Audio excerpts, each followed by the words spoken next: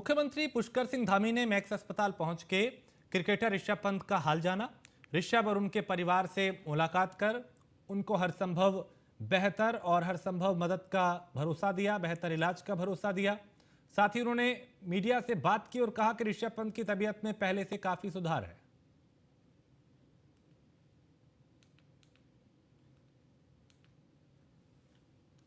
काफी क्योंकि पिछले 2 दिनों में काफी सुधार हुआ है और तेजी से सुधार हुआ है। डॉक्टर और बीसीसीआई के लोग आपस में संपर्क में हैं और अभी क्योंकि पहले की स्थिति में और अब की स्थिति में काफी अंतर है और डॉक्टरों ने जो मेरी बात हुई है उन्होंने बताया है कि 1-2 दिन में और ज़्यादा सुधार हो जाएगा। और उनकी माँ से भी बात हुई है, माता जी के साथ में वो लोग सभी लोग अभी जो इलाज चल रहा है उस इलाज से संतुष्ट हैं और जल्दी ठीक हो जाएंगे। हम सब लोग भगवान से प्रार्थना करते हैं कि जल्दी स्वस्थ हैं। काफ़ी क्योंकि पिछले 2 दिनों में काफ़ी सुधार हुआ है और तेजी से सुधार हुआ है। डॉक्टर और बीसीसीआई के लोग आपस में संपर्क में हैं और अभी क्योंकि पहले की स्थिति में और अब की स्थिति में काफ़ी अंतर है और डॉक्टरों ने जो मेरी बात हुई है उन्होंने बताया है कि 1-2 दिन में और ज़्यादा सुधार हो जाएगा। और उनकी माँ से भी बात हुई है, माता जी के साथ में वो लोग सभी लोग अभी जो इलाज चल रहा है उस इलाज से संतुष्ट हैं और जल्दी ठीक हो जाएंगे। हम सब लोग भगवान से प्रार्थना करते हैं कि जल्दी स्वस्थ हैं। काफ़ी। और देहरादून में मुख्यमंत्री पुष्कर सिंह धामी ने प्रदेशवासियों को नए साल की शुभकामनाएं दी। साथ ही सभी के जीवन में सुख समृद्धि की कामना की। सीएम ने कहा कि उत्तराखंड को देश का अग्रणी और सर्वश्रेष्ठ राज्य बनाने के लक्ष्य के साथ इस साल की शुरुआत भारतीय जनता पार्टी करेगी।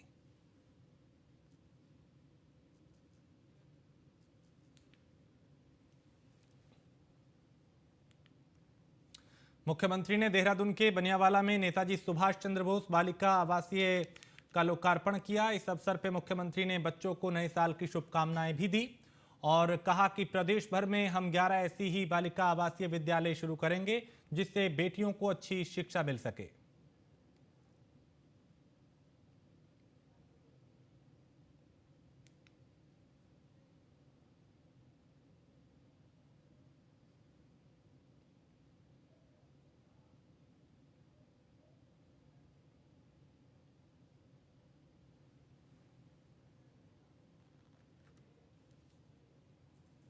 और निश्चित रूप से ये जो हमारे ऐसे बच्चे हैं जिनको मुख्य धारा में आना है और आगे चलकर यह बच्चे भी हमारे प्रदेश के और देश के भविष्य बनेंगे, तो सरकार समुचित व्यवस्था इन बच्चों के लिए कर रही है। और आज छात्रावास का भी यहाँ पर लोकार्पण हो गया है और हमारी सरकार का हेतु भी है कि जो भी शिलान्यास हों, जो कार्यक्रम शुरू हों, जो योजनाएं शुरू हों, उन सभी को लोकार्पण हो। मैं आज इस साल के पहले दिन पर 2023 के इन बच्चों के लिए जो लोकार्पित छात्रावास हो रहा है, इन बच्चों के भविष्य के लिए, इनके लिए एक बड़ा मिशन के रूप में ये बच्चे आगे बढ़ें। अभी 11 छात्रावास और ऐसे विद्यालय चल रहे हैं। और देहरादून में कैबिनेट मंत्री गणेश जोशी ने अपनी विधानसभा क्षेत्र के अंतर्गत 50 लाख से ज्यादा की योजनाओं का शिलान्यास और लोकार्पण किया और प्रदेशवासियों को नए साल की शुभकामनाएं भी दी। उन्होंने कहा कि उत्तराखंड प्रधानमंत्री मोदी के विजन और मुख्यमंत्री पुष्कर सिंह धामी के नेतृत्व में तेज गति से आगे बढ़ रहा है। प्रदेश में विकास और समाज के आखिरी व्यक्ति तक योजनाओं का लाभ पहुंचाने के लिए सरकार प्रतिबद्ध है।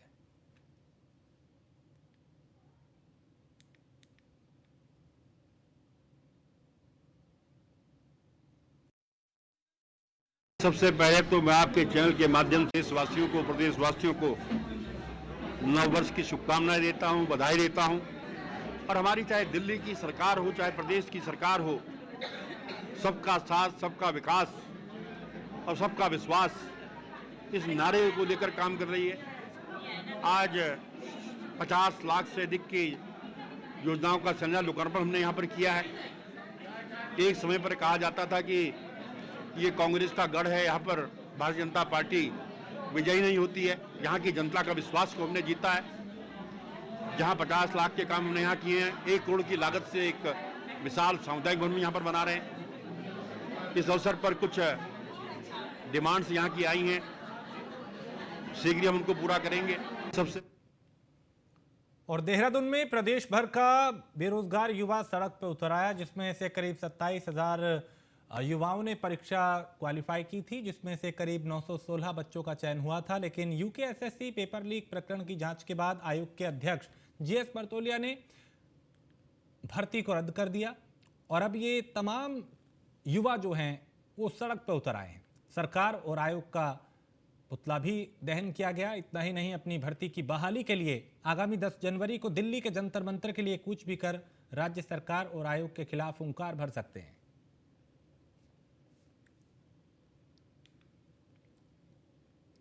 सर देखिए, अभी जैसे इसमें रिजल्ट आया था अप्रैल में, तब से लेके 8-9 महीने हो गए और 8-9 महीनों में हमने कोई ऐसी जगह नहीं छोड़ी। हमने पत्राचार के माध्यम से या किसी भी माध्यम से हमने धामी जी से भी मिले, हमने अपनी बात को ये रखी कि भाई हम भी एक ऐसा बड़ा वर्ग है जो इसमें ईमानदारी से चयनित है, लेकिन हमारी बात को दरकिनार किया गया और अब तो हमें किसी चीज़ पे विश्वास रहा भी नहीं है।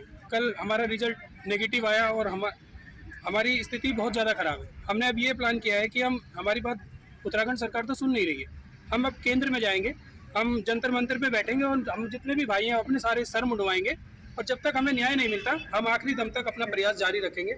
यही हमारा फैसला है। हरिद्वार में नए साल का जश्न मनाने के लिए भारी संख्या में पर्यटक उत्तराखंड पहुंचे। कई पर्यटक उत्तराखंड की पहाड़ियों में तो कुछ धर्मनगरी हरिद्वार में विश्व प्रसिद्ध हर की पौड़ी पे पहुंचे। आस्था की डुबकी लगा के नए साल की शुरुआत की। कुछ नहीं तो कुछ यहाँ पे मौसम का लुत्फ उठाते नजर आए और साथ ही देश और प्रदेश में खुशहाली आए, इसके लिए भी यहाँ पे लोग प्रार्थनाएं करते नजर आए।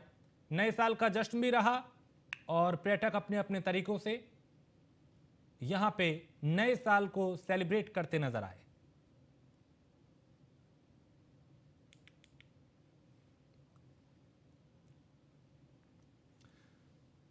और देहरादून में सचिव रैंक का वेतन ले रहे सिंगल को अब संयुक्त सचिव रैंक का वेतन मिलेगा। विधानसभा में बैकडोर भर्ती में तत्कालीन सचिव सिंगल चर्चाओं में आए थे और भर्तियों की जांच के लिए स्पीकर खंडूरी ने 4 सितंबर 2022 को पूर्व नौकरशाह डीके कोटिया की अध्यक्षता में एक कमेटी का गठन किया था।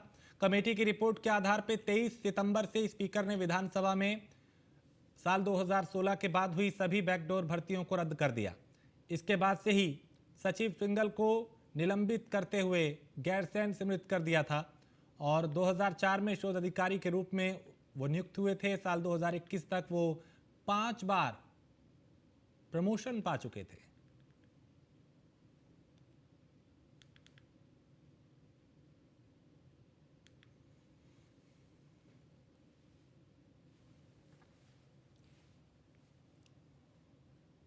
नरेंद्रनगर इंटर कॉलेज के खेल मैदान में 3 दिवसीय राज्य स्तरीय ओपन महिला फुटबॉल प्रतियोगिता के लिए लगभग सभी तैयारियां पूरी कर ली गई हैं और टिहरी कप के नाम से पहली बार आयोजन किया गया। बता दें कि इस राज्य स्तरीय ओपन महिला फुटबॉल प्रतियोगिता का आयोजन खेल निदेशालय उत्तराखंड, जिला प्रशासन और फुटबॉल संघ टिहरी के साथ ही फुटबॉल संघ उत्तराखंड, नगर पालिका परिषद नरेंद्रनगर के समन्वय से जिला खेल कार्यालय टिहरी के क्रीड़ा मैदान में आयोजित किया गया।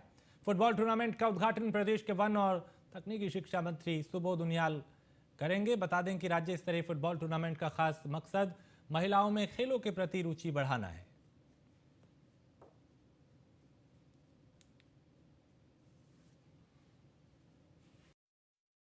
महिलाओं का टूर्नामेंट यहाँ पे आयोजित किया जा रहा है, जिसमें अभी तक 14 टीमों के आने की कंफर्मेशन मिल चुका है और टीमों के रहने खाने की सारी व्यवस्थाएं हो चुकी हैं और कल माननीय मंत्री जी द्वारा इसका उद्घाटन भी किया जाएगा। प्लस इस खेल को यहाँ आयोजन करने का मेन उद्देश्य यह है कि टिहरी में खेलों को बढ़ावा मिले।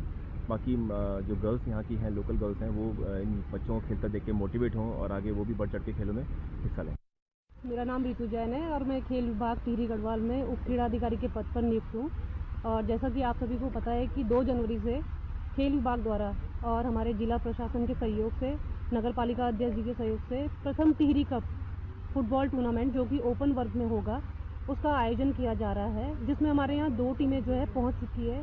ग्राउंड हमारा बिल्कुल रेडी हो चुका है और हम चाहते हैं कि लोकल बच्चा यहाँ पे जो जितनी भी लड़कियाँ हैं वो मोटिवेट हो, उसके लिए हम जो है ये टूर्नामेंट आयोजित कर रहे हैं ताकि बच्चे जो हैं एक अच्छा स्तर देखें और वो भी जो है आगे बढ़ें। और लक्सर पुलिस द्वारा बड़ी धरपकड़ और गिरफ्तारियों को अंजाम देकर एक फर्जी भर्ती सेंटर का भंडाफोड़ किया जा चुका है। दूसरे मामले के मुताबिक हबीबपुर कुड़ी निवासी एक पीड़ित ने शिकायत दर्ज कराई थी। शिकायत में पुलिस को दिन पर दिन तरक्की हाथ लग रही है, जिससे लेकर एसपी देहात ने लक्सर कोतवाली परिसर में प्रेस कॉन्फ्रेंस के जरिए बताया कि कैसे पुलिस लगातार अपराध पर लगाम लगा रही है।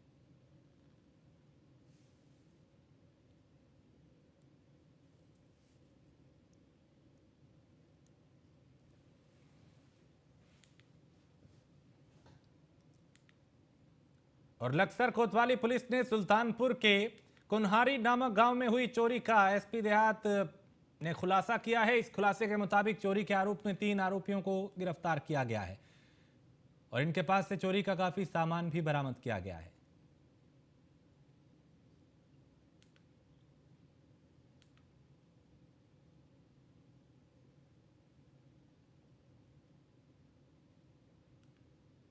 दो घटनाएं हुई थी जिस संबंध में सीसीटीवी फुटेज एवं अन्य मैनुअल पुलिसिंग के सहारे प्रयास किए जा रहे थे। उन्हीं प्रयासों में आज लक्सर पुलिस को कामयाबी हासिल हुई है और 3 अभियुक्त शहजाद, अनुज और मिथिलेश को गिरफ्तार किया गया है और इनके कब्जे से हैंडपंप और लोहे की प्लेटें और अन्य चोरी के अहकामात बरामद किए गए हैं। उम्मीद करते हैं कि इससे भविष्य में चोरी की घटनाओं पर अंकुश अंतर्गत पूर्व में तो रुड़की में ऋषभ पंत की कार का एक्सीडेंट हुआ था। वो पहले से ही ब्लैक स्पॉट चिन्हित हैं और रजवाहे के पास न केवल सड़क की बजरी उखड़ने के कारण हल्के गड्ढे हैं, बल्कि रजवाहे के किनारे मिट्टी का ढेर भी है। बताया जा रहा है कि रात के अंधेरे में कई बार इस तरह के हादसे होते हैं और मौके पर पहुंची फॉरेंसिक टीम ने गड्ढों को लेकर घटना की आशंका जताई।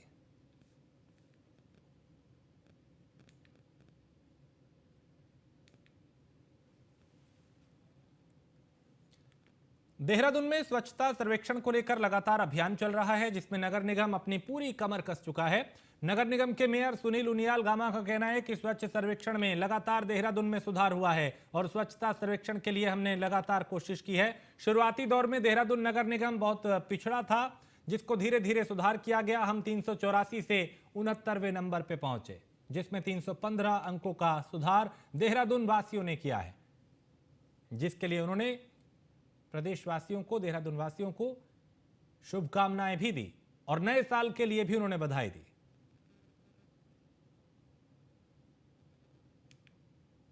स्वच्छता सर्वेक्षण के लिए हम लगातार हमने स्टार्टिंग से प्रयास किया है कि स्वच्छता सर्वेक्षण में देहरादून जो बहुत पिछड़ रखा था उसको धीरे धीरे 384 से हम उसको आज 69 पे पहुंचे। 315 अंकों का देहरादून वालों ने सुधार किया है।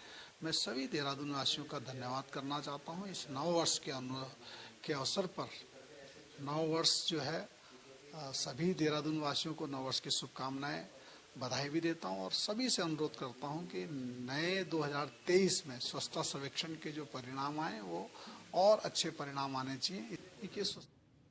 और मसूरी में नए साल के जश्न को लेकर पुलिस ने 5 दिन पहले जो रूल है वो बना लिए थे और ट्रैफिक प्लान को कई जगह पे पाबंदी लगाने का सीधा असर पर्यटक व्यवसाय पे भी देखा गया, जिसको लेकर स्थानीय व्यापारियों ने यहां पे अपना आक्रोश जाहिर किया। लोगों का कहना है कि नए साल पे पुलिस द्वारा बनाए गए गलत ट्रैफिक प्लान का खामियाजा व्यापारियों को भुगतना पड़ रहा है। उन्होंने कहा कि मसूरी में नए साल में पर्यटकों की भीड़ भी नहीं देखी। उन्होंने ये भी कहा कि पुलिस ने बिना व्यापारियों के ही यानी उनकी सलाह तक नहीं ली कि किस तरीके से यहाँ पे रोड मैप तैयार करना है।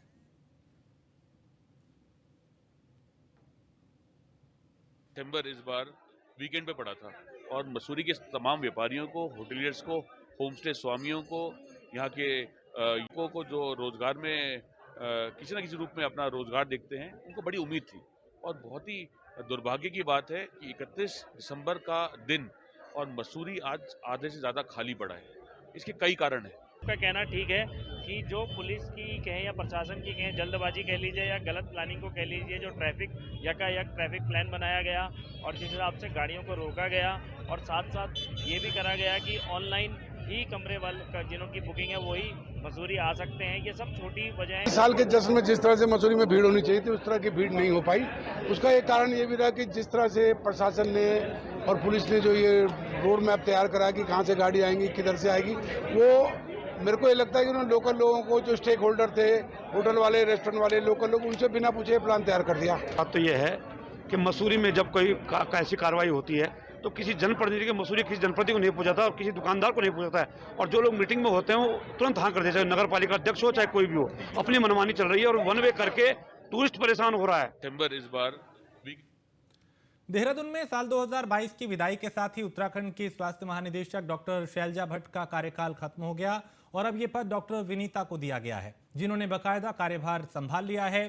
डॉक्टर विनीता शाह उत्तर प्रदेश के पीलीभीत में पली बड़ी हैं और उनकी शिक्षा दीक्षा लखनऊ विश्वविद्यालय से हुई है। उत्तराखंड में कई प्रमुख बड़े पदों पे वो रह चुकी हैं और उन्होंने बताया कि उत्तराखंड राज्य में सुविधाओं को पहुंचाना ही उनकी प्राथमिकता है। पहाड़ों में डॉक्टर समय से पहुंच के अपनी जिम्मेदारी का निर्वहन करें, यह भी उनकी प्राथमिकता में सबसे ऊपर है।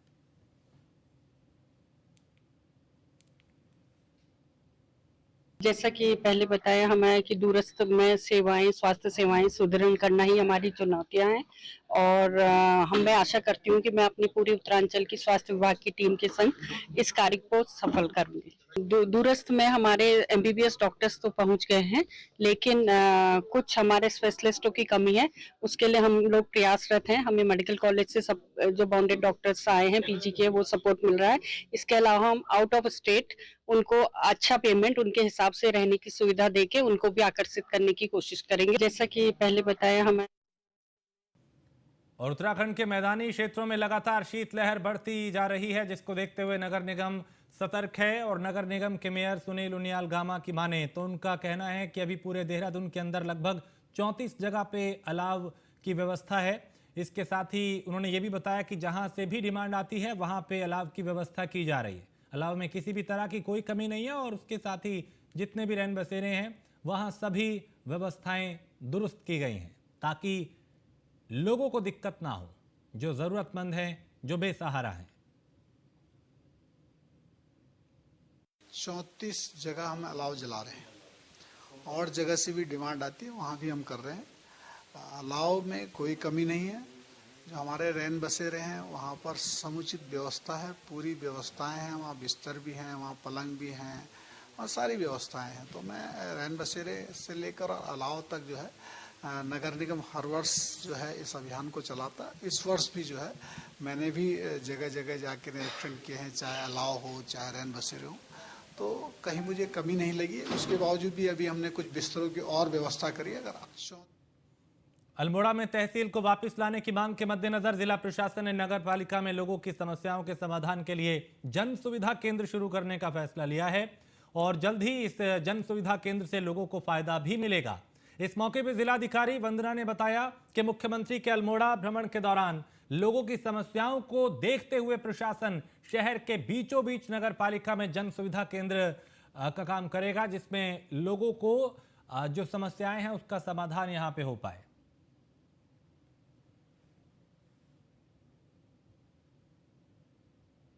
इस विषय में माननीय मुख्यमंत्री जी का जो विजिट हुआ था उस वक्त उन्होंने ये निर्देश दिए थे जनता की मांग के आधार पर कि जनहित में कोई व्यवस्था यदि बनाई जा सकती है जिसके लिए लोगों को बहुत दूर ना आना पड़े, तो ऐसी व्यवस्था बनाने पर प्रशासन कार्रवाई करे। उसी के क्रम में नगर पालिका में जन सुविधा केंद्र खोलने का निर्णय लिया गया है, जिसमें जो लोग खतौनी की सत्यापित प्रति तहसील से निकालने के लिए यहाँ 7-8 किलोमीटर दूर आते हैं, उनको नगर पालिका में ही ये सुविधा हो जाएगी।